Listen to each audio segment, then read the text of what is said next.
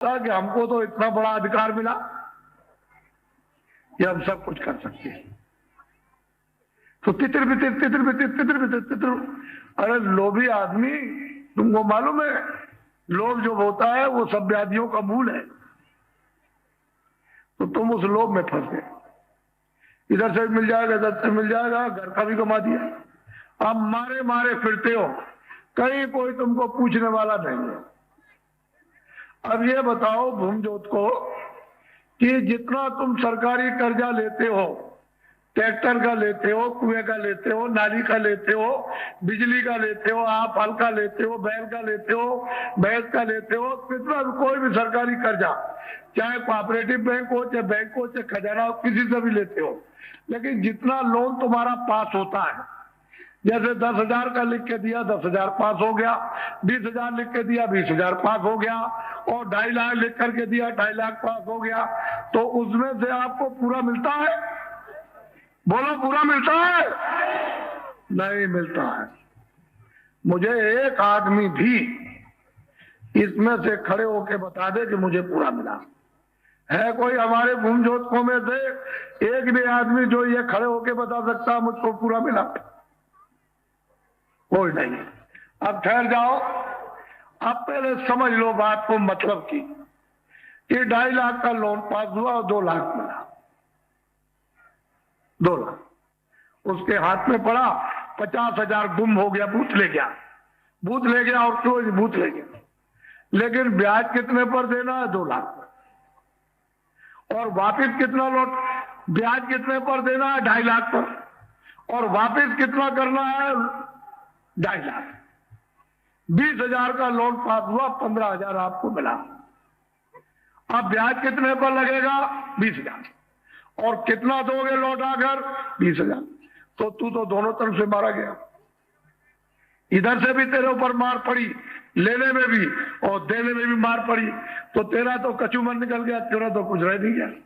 फिर ये कह दिया भूत ने, अरे भाई तुम क्या है, तुम थोड़ा सा दे दो, उसमें से हम कम कर देंगे। तो 500 और दे आए, कभी 1,000 दे आए, कभी 300 दे आए, तो तुम देते ही रहो। तो तुम्हारी तरफ चौगड्डा मार, तुमको पता ही नहीं क्या।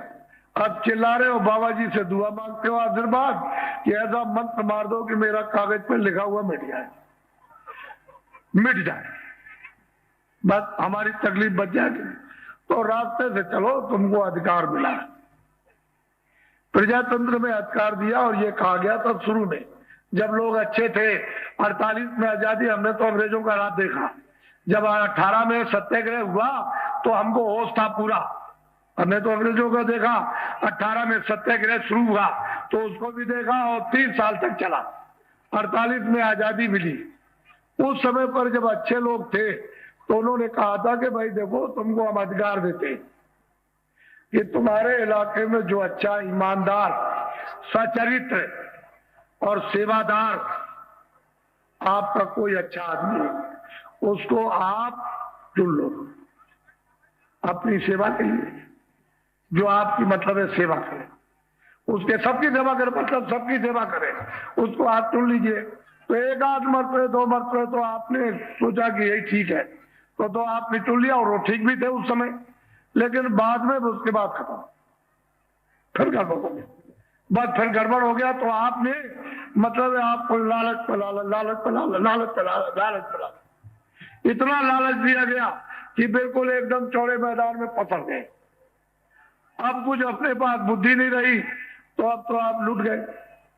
तो इसके माने कि अधिकार आपका खत्म, उसको फेंक दिया।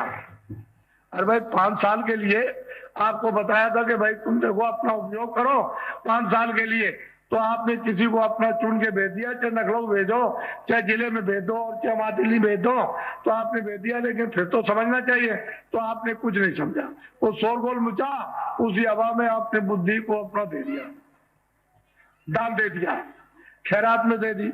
जब बुद्धि दे दी है तो आप क्यों गड़बड़ करते हैं? 5 साल के लिए बुद्धि दे दी है, तो आपको गड़बड़ नहीं करना चाहिए। कोई आंदोलन नहीं, कोई हड़ताल नहीं, कोई तोड़फोड़ नहीं, न रेल के लिए, न बस के लिए, न सड़क के लिए, न बिजली के लिए, न कारखाने के लिए, न दुकान के लिए, न दफ्तरों के लिए और न स्कूलों के लिए। कोई आंदोलन या कोई धरना और कोई गिराव आपको 5 साल तक नहीं करना चाहिए था। आपसे ये कराया लोगों ने, ये कर दो तो ये कर दो, तो बस तोड़ दो तो ट्रेन तोड़ दो, तो इसको तोड़ दीजिए, उखाड़ दीजिए, तुम ये खंबे उखाड़ दो, बिजली हटा दो, ये पुल को तोड़ो, कारखाना जला दो, दफ्तरों को जला दो, स्कूल तोड़ दो। इस तरह से सबने मिलकर घमासान यानी युद्ध किया है और अपनी जितनी आमदनी थी आपके शरीर द्वारा वो सब आपने भस्म कर दी। ये हमसे सुनो, आप भस्म हो गई, कुछ नहीं रह गया देश में, भस्म हो गई। अब जब देखा कि अब आमदनी नहीं है तो ये भागे बाहर और कहा कि हमारा देश बड़ा गरीब है और जंगल और पहाड़ है बहुत गरीब और छोटी छोटी जनता रहती है बड़े गरीब, तो हमको कर्जा दे दीजिए। तो बाहर से कर्जा धुआंधार यानी बेशुमार, आपने पूछा भी नहीं और कर्जा ले आए। अब वो तो वो जाने कर्जा ले आए कि उसका ब्याज भी नहीं दे सकते,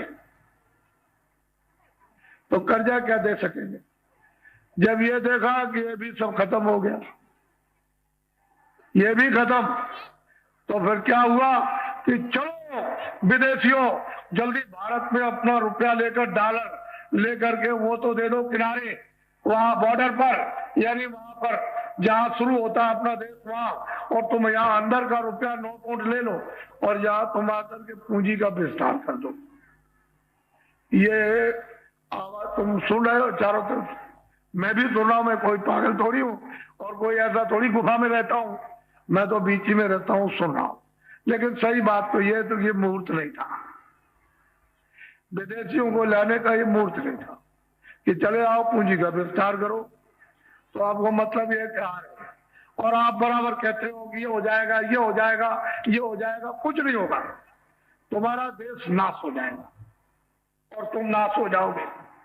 ये हमसे आप सुनो, हम कोई स्वार्थ की बात अपनी और आपकी तो करने वाले नहीं कि हम अपनी कोई स्वार्थ की बात करें और आपकी, हमको तो जो कष्ट है और आप कष्ट है उसकी बात करना मोटी स्थिति।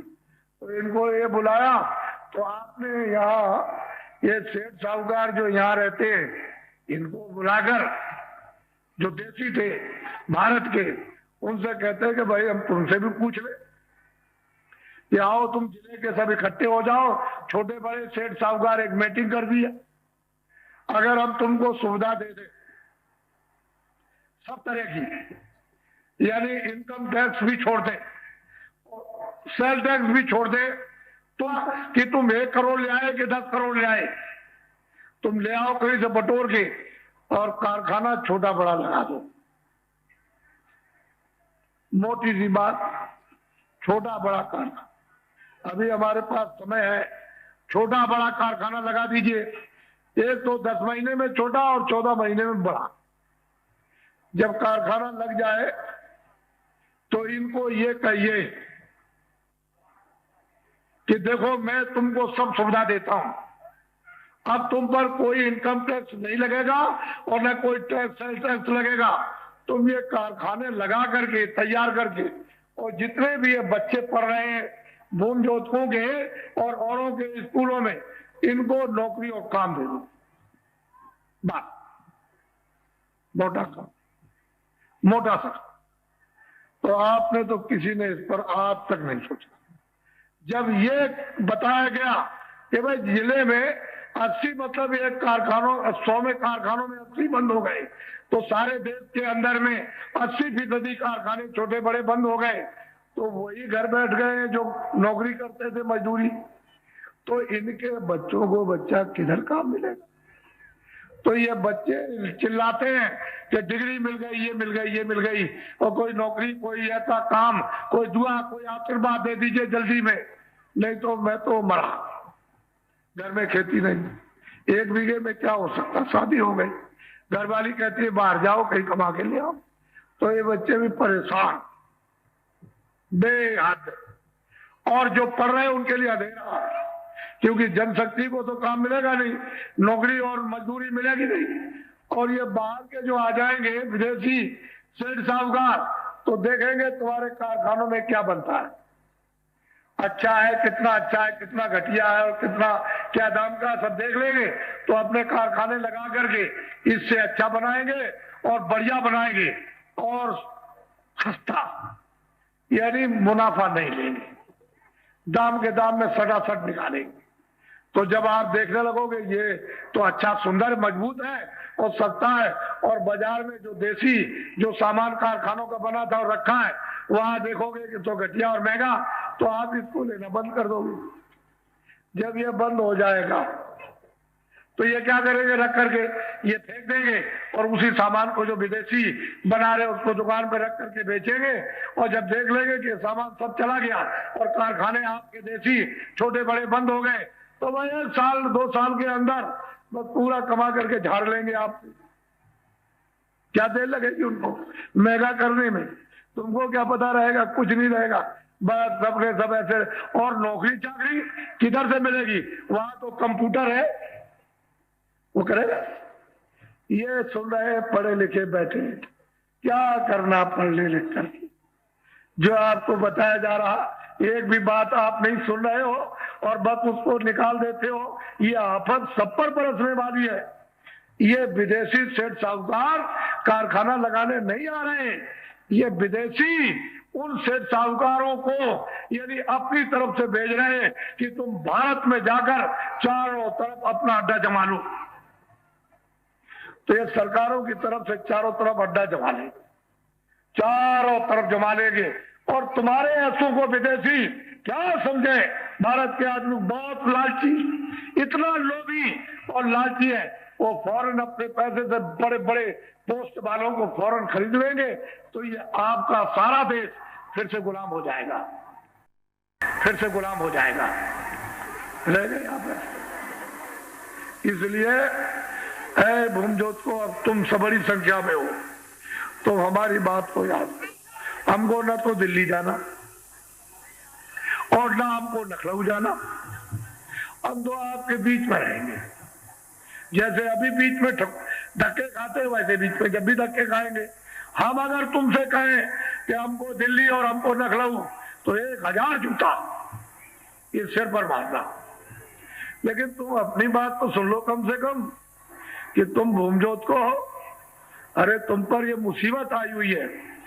तो बाबा जी ने जब ये सब अच्छी तरह से अध्ययन कर लिया और मतलब सोच लिया समझ लिया, तो खजाने का कोई नुकसान नहीं, पैसे का नहीं, किसी बैंक का कोई नुकसान नहीं, ना खजाने को लेना न देना। मान लो आपने 20,000 आपने लोन लिया है, कर्जा लिया है और आपने 40,000 दे दिया, 20,000 और बाकी है। तो वो जो बाकी है वो क्या है, ब्याज। कर्जा अगर तुमने जितना हाथ में लिया उसमें से अगर 500 रह जाए, 100 रह जाए, 10 रुपए, तो खजाने में वो वापस कर देना, उसको आप मत रखना।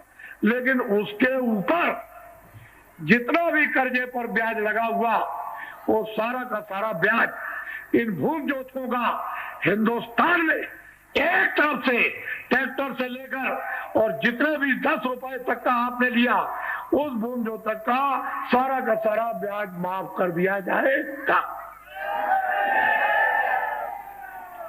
इसलिए एक आवाज आई है तुम्हारे सामने, मेरी बात अपनी पकड़े रहना।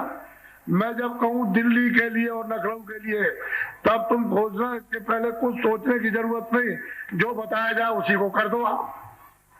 उसमें क्या है, ये सब बिखर गए, वो मुसलमान, वो ये छोटे और वो अमीर, वो गरीब, और ये मतलब बंदूकधारी और गैर बंदूकधारी, 1 एकड़ का, 10 एकड़ का, 50 एकड़ का। अरे ये क्या नाश कर दिया अपने देश का। लोग भी चला गया, परलोक भी, न लोक का कुछ सुख और न परलोक की आत्मा का कल्याण। तो अब आप क्या करो उसको समझ लो, हम पर शासन वही करेगा। एक आवाज में बोलो, हम पर शासन वही करेगा। ऐसे नहीं, तुमको लखनऊ और दिल्ली में आवाज नहीं सुनानी है, तुमको अपने कष्टों की, अपनी वेदना की आवाज उस भगवान के पास पहुंचाओ। हम पर शासन वही करेगा जो ब्याज हमारा माफ करेगा, जो ब्याज हमारा माफ करेगा, वोट हमारा उसी पर गिरेगा। ए बच्चों बच्चियों, कोई चीटी की भी बुराई नहीं। अरे भाई तुम उठ जाओ, तुम कर दो, तुम उठ जाओ, तुम कर दो। प्रधान में शक्ति हो प्रधान कर दे, सरपंच में शक्ति सरपंच, ब्लॉक प्रमुख में, डिस्ट्रिक्ट बोर्ड के चेयरमैन में वो कर दे, कोई एमएलए कर दे, एमपी कर दे, कोई मिनिस्टर, अगर कोई भी एक काम कर दे तो मैं तो उसको जस दिलवा दूं। कोई करे, इसमें हिंदू मुसलमान कोई किसी की बात नहीं, कोई करो। आप ये नहीं कह सकते हो चीटी की भी बुराई, चीटी की भी बुराई। इसी का अभी आपने सुना था अपने इलाहाबाद में चारों तरफ और तमाम जिलों में और तमाम देश में कि भूमि जोतकों का एक, यानी मतलब यह है कि भूमि ब्याज माफी का भूमि पूजन वो होने जा रहा है 6 जुलाई से 15 जुलाई तक। तो वो शोभा यात्रा जो लखनऊ से निकली और 35 किलोमीटर निगवार उस मैदान में जब वहां पहुंची तो सब पार्टियों के लोग और सभी धार्मिक संस्थाओं के लोग इस तरह से मिलकर के भी अगर काम करें तो इस तरह का करोड़ों का जमघट नहीं कर सकते। मैं आपका पक्का सेवक हूं, मेरी तरफ देखो, पक्का सेवक, मैं आपका असली हूं सेवादार, मैं नकली नहीं हूं। वो आपने सुना अच्छी तरह से और आप आज भी अफसोस कर रहे हो कि मैं नहीं पहुंच सका और मैं भूल गया था और काम में लग गया था, लेकिन आपको डंडोरा पीटा और तुरंत उसके बाद जन्माष्टमी पर राजस्थान में भूमि जोतकों का एक बहुत बड़ा हुआ कार्यक्रम और उसमें लोगों ने देखा।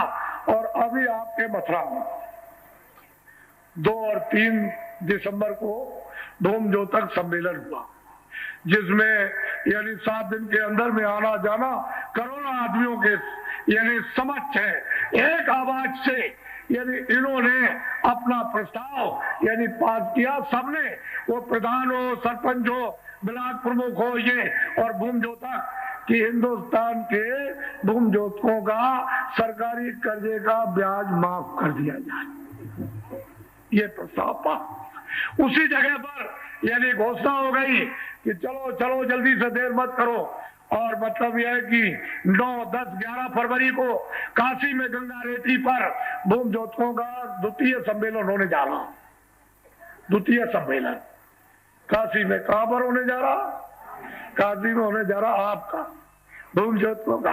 अब किसान अशुद्ध नाम, वो काश्तकार अशुद्ध नाम, अब ये शुद्ध भूमि जोतक। हर बच्चों को याद कर लेना चाहिए कि भूमि जोतक किसको कहते हैं, जो खेती में यानी मतलब अनाज पैदा करते हैं उसका नाम है भूमि जोतक। भूमि जोतक शुद्ध नाम। आपका सम्मेलन होने जा रहा, करोड़ों लोगों के समक्ष है। आप अपने कैंडिडेट का चयन कर दो और उसको हमको दे दो। आप चयन करो, हमें दे दो, हम उसको कुछ भरेंगे। उसमें दिशा तो हम बताएंगे, रास्ता तो हम बताएंगे। वो क्या जाने रास्ता बेचारा, उसको क्या मालूम रास्ता, वो क्या करेगा।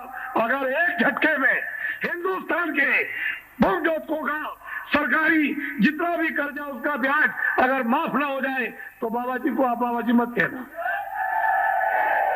और फिर क्या चाहिए, आप एक रास्ता खोलने दीजिए। एक तीर पर 100 निशाने फिट किए। इसमें किसका लाभ? सेठ साहूकारों का लाभ, कर्मचारी अधिकारियों का लाभ, इसमें छात्रों का लाभ, इसमें भूमि जोतकों का लाभ। इसमें कोई बचेगा नहीं, हिंदू मुसलमान सिख ईसाई छोटा बड़ा एक भी बचने वाला नहीं, सबका लाभ होगा। इसमें किसी कर्मचारी अधिकारी की यानी बुराई नहीं है, ये व्यवस्था खराब है। अगर वो व्यवस्था ठीक हो जाए सब काम ठीक हो जाए। और व्यवस्था इतनी खराब हो गई, इतनी अस्त और व्यस्त हो गई है कि इसको कोई बिना महात्माओं के दिशा दिए कोई ठीक नहीं कर, कोई नहीं कर। तो तुमको तो कम से कम अपना अधिकार तो जरा सा भूमि जोतक अपने हाथ में ऐसे पकड़ के रख लो, अपना पूरा अधिकार और हम पर शासन वही करेगा जो ब्याज हमारा माफ करेगा, और वोट हमारा उसी पर पड़ेगा, वोट हमारा उसी पर पड़ेगा। बात इसको संभाल के रख लो आप। ऐसे अगर ठीक न हो जाए तो फिर बाबा जी कहाँ पहुंचे। आप इधर से उधर एक भी बात मानने को तैयार नहीं। इसमें तुम्हारा सबसे पहले भला, और तुम्हारे इस भले के साथ सबका भला। मेरी चंडी वो मसाल लेकर निकल पड़ी है, और 1.5 साल हो गए उसको निकले हुए, सारा विश्व का दौरा कर रही है, मुल्कों में जाकर वहां के राज का, सेठ साहूकारों का और वहां की जनता का वो धन को गायब कर देगी। सारे मुल्कों में, भारत में भी गायब करेगी। सब मुल्क और भारत, तमाम सरकारें